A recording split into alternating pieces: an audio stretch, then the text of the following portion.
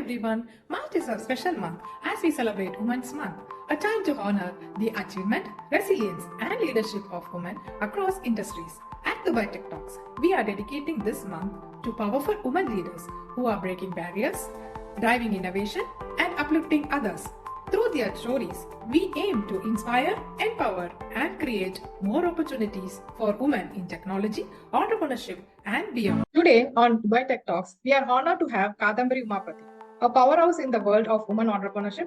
Kadambari Umapathy is the founder and CEO of WeDo, Women Entrepreneurship Development Organization, and the Visionary Women Circle, where she has been empowering women entrepreneurs by providing access to funding, market opportunities, and networking. With multiple awards recognizing her contributions, includes the Best Woman Accelerator of the Year and the Best Woman Entrepreneur Award. Kadambari is on a mission to create financial breakthroughs and sustainable growth for women-led businesses. Today, we will dive into her journey, the challenges women entrepreneurs face, and the strategies they can use to thrive in 2025. Kadambari, welcome to the show.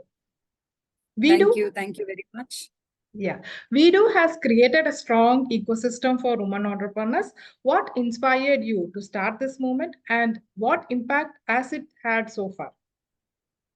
So what inspired me was when I came across a statement which said, why not Indian brands go global?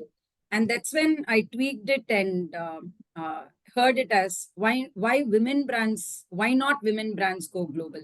So when I started dissecting and seeing, there was one big thing which I came across, which was especially after my second, it was the time when I actually closed down my second company, which was financially we were successful, but then somehow due to partnership incompatibility, I had to quit that business. But I was thinking about the next idea. So that was when I realized many women entrepreneurs don't even get that one opportunity to start their first brand, but I was privileged that way. So that again, I wouldn't say inspiration, it actually gave me a thought. And I thought, this thought plus the inspiration of that tagline which said, why not women brands go global? I culminated both of this and looked at what are the gaps. Women having mobility limitation, because of mobility limitation, access to the right kind of network, knowledge, all this was the biggest challenge that they had to think big. So WeDo took up, as an organization, I thought this is an area that I should take up and make this possible, make the network or the knowledge possible and the resources possible for women with the comfort of at the comfort of their home. So I think that was the hypothesis for starting WeDo. Wow, excellent. I liked that. I loved that line. Why not women brands go abroad? So I do agree with it. And that is also one of the reasons why we wanted to support women, and people like you are really like what to say, I don't know. I don't have a word to say, angels for helping women, fellow women. So access to funding is one of the biggest challenge for women entrepreneurs. What particular steps can you take to secure financial breakthroughs? So this is a very, very interesting question because first of all, funding, believe me, is available in plenty right now. Gone are the days where they don't invest on women founders. Right now, be it government or private entities or the ecosystem itself, there are a lot of funds and resources and special attention for women entrepreneurs from the government's end as well as on the investors' end. But what is this missing link is, we women, especially women, when they start a brand, they are so focused on passion, right? So they convert their passion into a product or or package it to put it up in the market. But that's alone not enough for a business to become successful. So what is really important is, what is that commercialization element that you add to your passion so that you're able to sustain, not just sustain, but also make profits. So if you have a roadmap which will clearly give you the profit roadmap or how you're going to make that profit, then reaching out to an investor becomes easy. The problem is, while we have a lot of source funds available, we also have a lot of women looking for funding, but the missing link is They don't know what to tell the investors or what to tell, how to access these funds. To access this fund, you just need few things. One is a roadmap to utilizing these funds. Okay. In fact, I have worked with a lot of funding agencies as well as a mentor to beneficiaries of funds. The most saddest part is once they receive the fund, they will not know where to deploy the fund. So if you actually don't have an idea of how to deploy the fund, you will end up in failure. So first thing, to access the fund, you need to know why you need fund, where you're going to invest that fund, and how is this fund going to get you more profits. So if that roadmap is clear, you will be able to easily go and access funds and you will actually get it. So while on one end, we women are desperate to get that money, on the other end, there are also targets from funding agencies. There is money lying out there. So the link is this.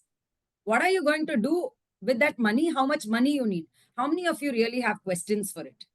You know you need money, but you absolutely don't know why you need that money. What are the areas in business that you're going to spend, whether it's for marketing, whether it's for increasing your manpower, or whether it's for increasing your production capacity. So if you have that clarity, then automatically accessing fund is going to be very easy. Yeah. Appreciate your effort on helping women in identifying where the fund has to be utilized, right? So that is also Yes. interesting to know that government funds and investors are nowadays interested in women. That is a Absolutely. really new thing what Plus, we are also there are considering. funds called seed funds. So Ah, you okay. don't even have to cross a stage, just idea. Even in your idea stage, seed fund is given not for the plant, it's for the seed. For you to nurture that idea, funding is provided. You Mhm. just need to have your thoughts clarified and put into papers, right? You need to know why you need that money. That explanation is good enough for you to get that money. Something like a financial which explains what percentage of fund is to be utilized for what type of expenses. I think that See, can be helpful, right? So if okay. you are you going, as you There is said, no hard and fast rule, okay, because certain products will have more requirement for raw materials, okay, but certain products like ours, which is service, right? The same money when we get, we are not going to really put into any raw material, right? So there is no hard and fast rule. It's totally a subjective thing. If I mean, I definitely don't believe in this hard and fast rule because it's absolutely customized based on the domain, based on the say some of the businesses could be absolutely new to the market, some products or some services, but at that point in time, your marketing. In fact, there should be a lot of educational marketing even before you go into sales marketing, right? So at this point in time, if you see, more spend has to go in marketing and educating the client. When it comes to a product business, more fund goes into um, the raw material. Again, depending on which geographic location or what is the channel that you're going to choose. So everything boils down to the product, your target market, and your go-to-market strategy, right? So there is no hard and fast rule because such rules have been broken, and the ones that have broken the rules have seen success. So that's what we call business models. excellent, excellent. You have mentioned numerous businesses through, you have mentored numerous businesses through growth and transformation. What's one common mistake you have seen in early stage entrepreneurs making, and how can they avoid it? Okay.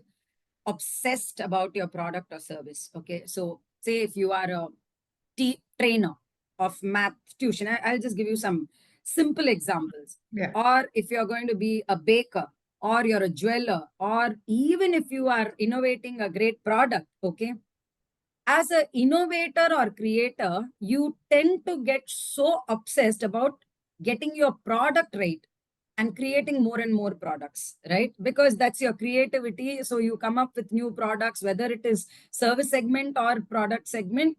You tend to stick there, releasing new products, innovating the existing product, making it perfect again and again.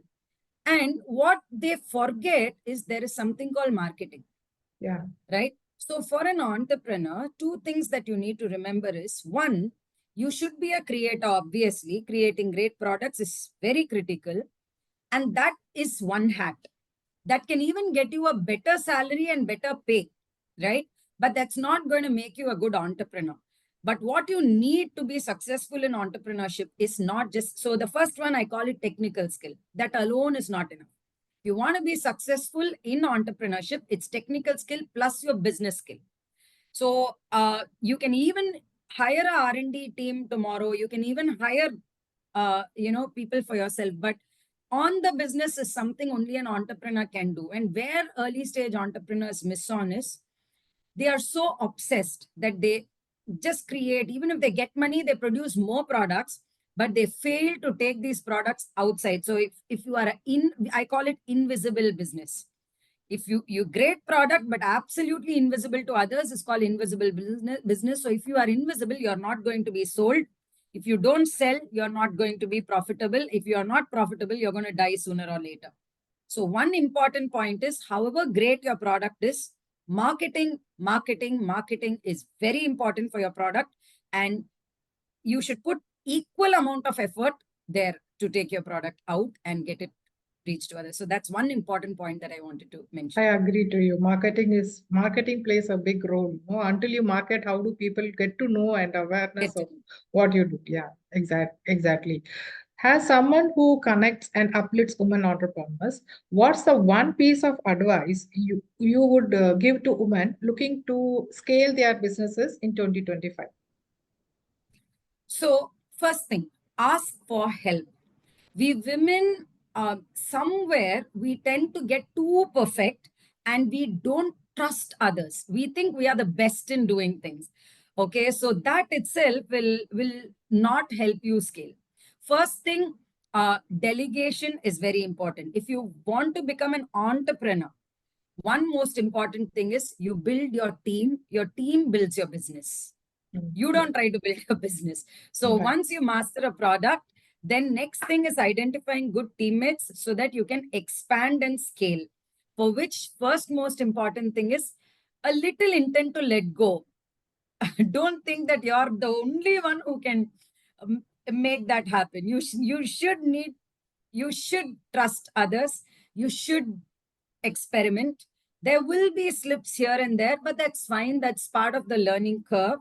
But until and unless it's like this, swimming and cycling, unless you lose grips of it, you will never learn it, right? So entrepreneurship is like that. So if you need to scale, you need to delegate and you need to accommodate accordingly. Yes. And Awesome. also don't hold on to things. Whenever it's required, you should know when to scale, when to let go, when to pivot. Don't be too sticky to your idea. If it's not working, understand it's not working. Ask for help. Reach out to mentors. It will save a lot of resources. Most importantly, money is something that you can actually mobilize. But if you lose time, if you lose that timing, and these are very, very important things. And it also brings your morale down. So when people are there ready to help, ask for help. Look around. That's the thing. Everything is available. If you're smart enough, look around, ask for help, collaborate, and scale. Excellent way of explaining things to people. Last and final question, which I wanted to ask is, if any woman entrepreneur who wants to join Vido, so what is the process and how do they get in touch with you? So what are the processes, procedures, and other things to be joining as a member? We recently launched a portal. So it's been 10 years into acceleration, but we very recently launched a portal for just one reason, to connect all women entrepreneurs across the globe. So we've always been able to give them strategies and all that. But then when it comes to scaling, technology was very, very important. Yes, we do have a lot of forums where we have all women, but this forum will be exclusively for women entrepreneurs and aspirants alone. I strongly believe in ecosystem and the language we speak. It's not a woman's language. Women entrepreneurs are separate clan. So there is a lot that we juggle on. So this portal basically is the place which can connect everybody and women from across India. Currently, the portal is open for Indian women. So we will, through the portal, they will be able to exchange referrals to women from other places. For example, we have also launched our Vidu in Malaysia.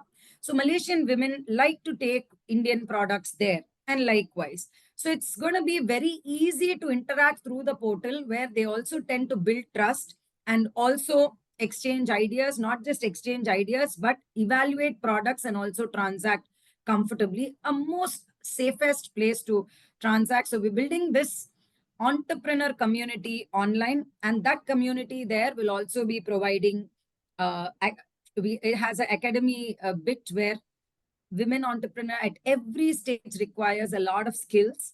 Those skills are there in the academy, and apart from that we conduct regular networking meetings. So all this through one portal. So portal, I'll share the website link to you, and you can probably flash it and they can just join in. Currently, it is open for India. We will be soon opening it for other places also. So if you have an Indian account, definitely you can participate. Okay, thank you for your time and thank you for sharing all these insights, and hope this will be very much helpful for the women entrepreneurs and aspiring women entrepreneurs. Thank you very much for your time. All the best and happy Women's Day to all of us. And let's rock 2025. Thank you.